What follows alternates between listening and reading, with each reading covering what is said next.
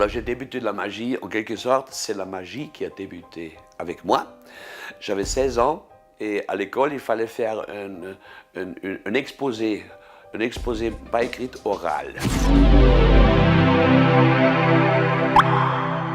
Sur son hobby, sur son passe-temps préféré. Alors mes passe-temps préférés à cet âge-là, qui n'étaient pas très racontables, je pense qu'il faut que je trouve un passe-temps qui frime un peu. Et je passe au hasard devant un magasin de farce et attrape. Et je vois un truc magique, c'était les vases avec les cordes. Et je rentre dans ce truc, je dis, mon passe-temps préféré, ça sera, dans l'avenir, ça sera la magie. J'ai acheté deux, trois trucs. Et ces trucs-là, le lendemain, je les fais au référent. Et après, j'ai dit, moi, je veux devenir magicien.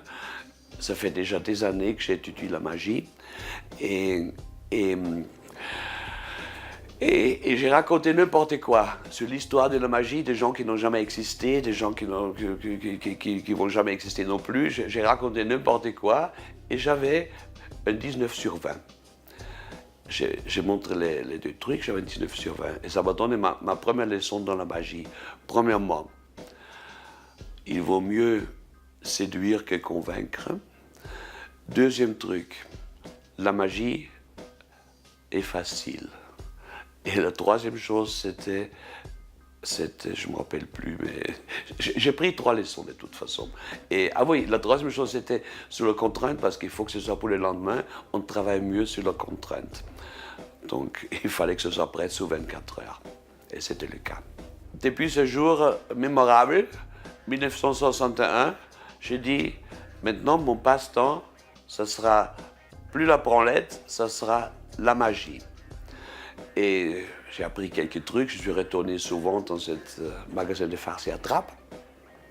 J'ai acheté des choses, le mec il était très gentil, il m'a montré le faux pouce, on peut le raconter, non?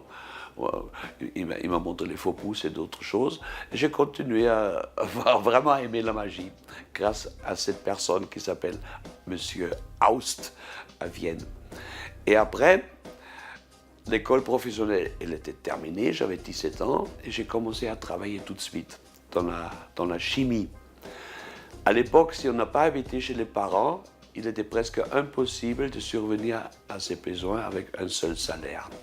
Alors, j'ai pensé, puisque je sais faire la magie, au week-end, je vais aller à la fête foraine et je vais postuler pour un travail. J'ai auditionné, ils m'ont pris tout de suite et tous les week-ends, je travaille à la fête foraine. Et dans la semaine, j'ai travaillé dans un laboratoire de chimie pour examiner de l'eau. Et ça a duré quelques années. À un moment donné, j'ai laissé tomber la chimie et j'ai continué avec la magie. Je suis resté à ce truc de la fête foraine, je suis resté 7 ans, de 63 jusqu'à 68 ou 69. Et après, je suis parti, j'ai fait des boîtes de nuit, après je suis venu à Paris et tout ça.